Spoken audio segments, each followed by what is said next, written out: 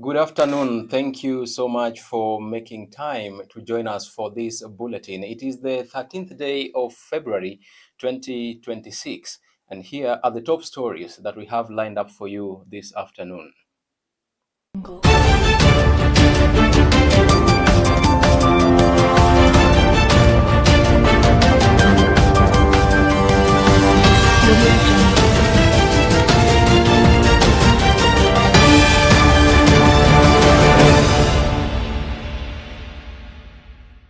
Remain a loyal member and the duly elected Secretary General of the ODM party. At no time have I been informed of any allegations against me. Neither have I been invited to respond to any complaints. Wengine walifukuzwa kwa sababu ya kuiba mahindi ya watu ambao wako na njaa. Wengine walifukuzwa kwa mambo yao ya ufisadi. Ati sasa wameenda kusanyana pale ati wanajaribu kunipatia lecture.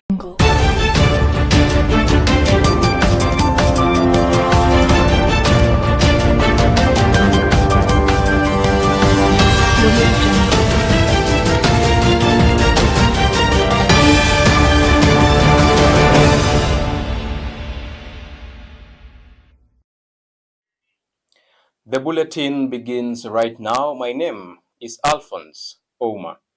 Now, it is a moment of relief for the embattled ODM Secretary General Edwin Sifuna, as the political parties dispute tribunal in Nairobi has suspended the decision made by the ODM National Executive Committee to expel him from his position as a party official.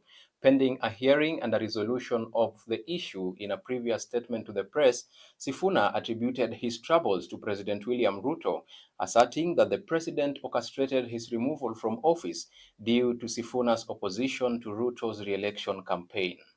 I remain a loyal member and the duly elected Secretary General of the ODM party. At no time have I been informed of any allegations against me.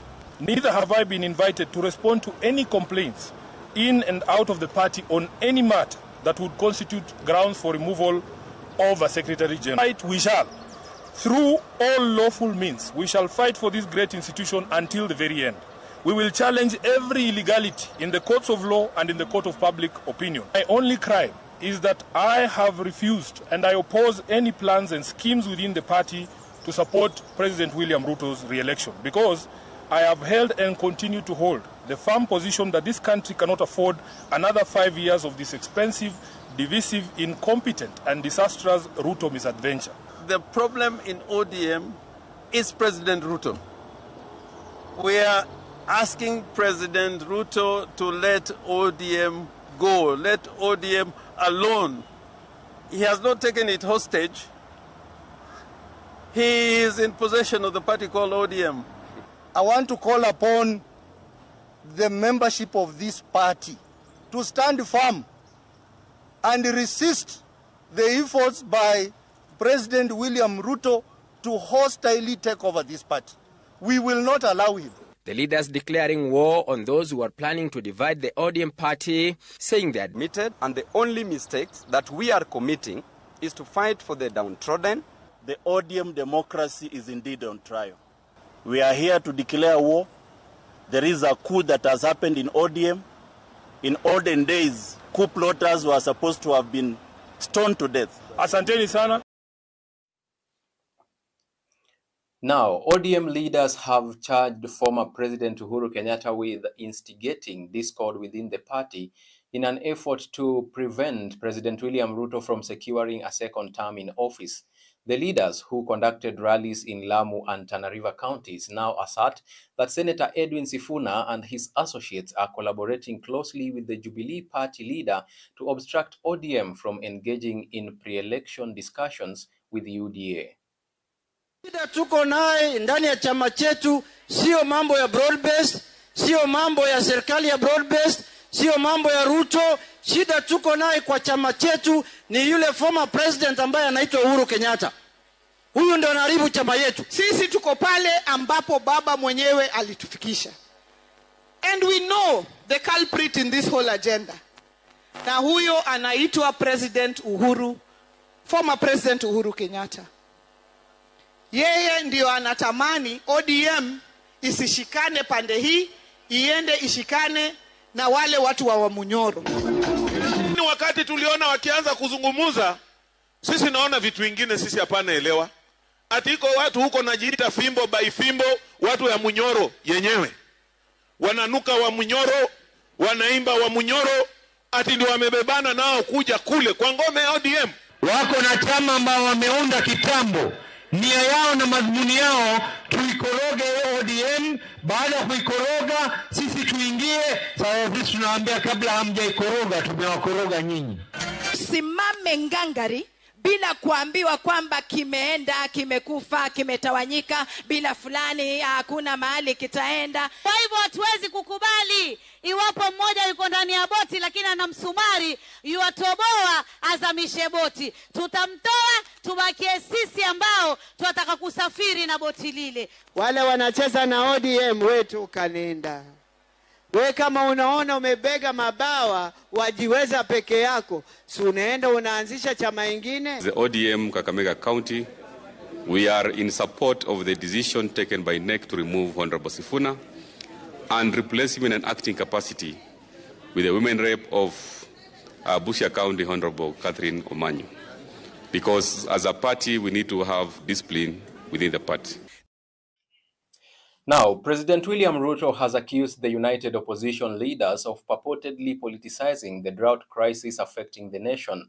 Speaking in Mandera County during the distribution of 126 million shillings in Nyota startup capital to more than 5,000 youths in Wajir and Mandera counties, the president stated that the opposition leaders lack the moral authority to criticize his administration regarding effective governance, labeling them as incompetent and corrupt.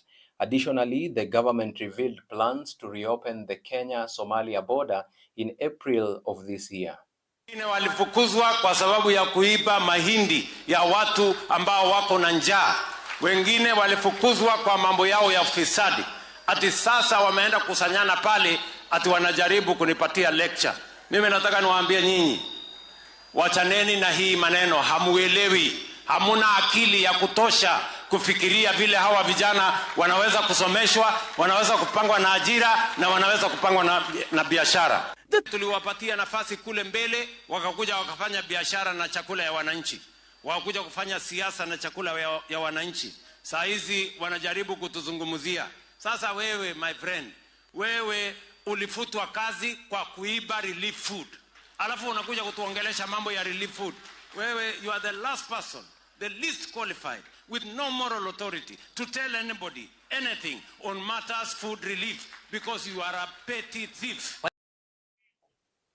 A comprehensive audit of public schools nationwide has revealed the existence of more than 900,000 ghost learners, resulting in an annual financial loss of 91 million shillings to the government.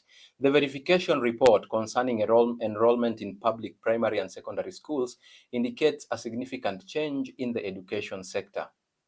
Primary school level, the previous enrollment in NEMIS was at 5,833,175 learners. But after verification, this figure dropped to 4,947,271. 10 secondary schools and 17 primary schools that were non-operational due to insecurity, lack of learners, or relocation of communities or administrative closure, but whose status had also not been reported to the ministry that continued to appear in NEMIS. 912 million. That is what was retained, and this is inclusive across the board. We've not isolated for closed schools, for enhanced enrollment or increased enrollment. Now, Interior Cabinet Secretary Kipchumba Murkomen has raised concerns regarding the resurgence of criminal gangs that are threatening city residents, indicating an escalating security risk. While speaking to members of parliament, Murkomen alleged that certain politicians are involved in the recruitment and financing of these gangs to interfere with the political events of their opponents. The cabinet secretary pledged a comprehensive crackdown, assuring that firm measures will be taken to disband these groups and re-establish law and order. Owners of the gangs sit in this house. They sit in high offices, Mr. Speaker. They are in Senate, they are in National Assembly. Some of them are in high political parties. Do not stop at the parliament.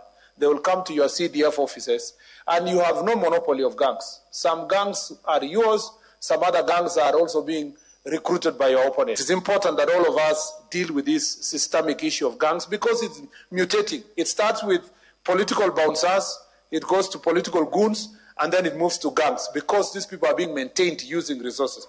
Today, we are building the capacity in two levels. Number one, preventing and countering violent extremism. Number two, also developing strategies to identify early warning and early response to political violence and violent extremism. Is better than cure. And by talking to the chief and capacity building them on how to look for the early warning signs of radicalization, the pool to where the terrorists are able to get recruits, we're able to make sure that we nip the problem in the bud. Now, across the borders, Malawi Speaker of Parliament Samir Suleiman has urged members of Parliament to uphold fiscal discipline and effectively execute their oversight role as the country prepares for the upcoming budget session and the State of the Nation Address SONA to be presented by President Professor Arthur Peter Mutharika. Take a look. Speaker of Parliament Samir Suleiman said the induction workshop with UNDP, IMF and partners comes at the right time ahead of the budget sessions. He said it will equip MPs with the knowledge to handle budget issues, support President Mutharika's vision of sound monetary policies and strengthen Parliament's oversight and fiscal discipline. Suleiman added that Parliament will provide strict oversight while working with the executive, especially with the upcoming State of Nation Address. He assured Malawians that this Parliament will focus on accountability and safeguarding public resources. The workshop has come at the right time, going towards the budget session. This should assist us in equipping our members of Parliament with the right knowledge on how to deal with the budget issues. I also mentioned in there about our alignment with our President Professor Arthur Peter Mutharika's vision of sound monetary policies, Parliament effectively doing its oversight mandate, and also physical discipline.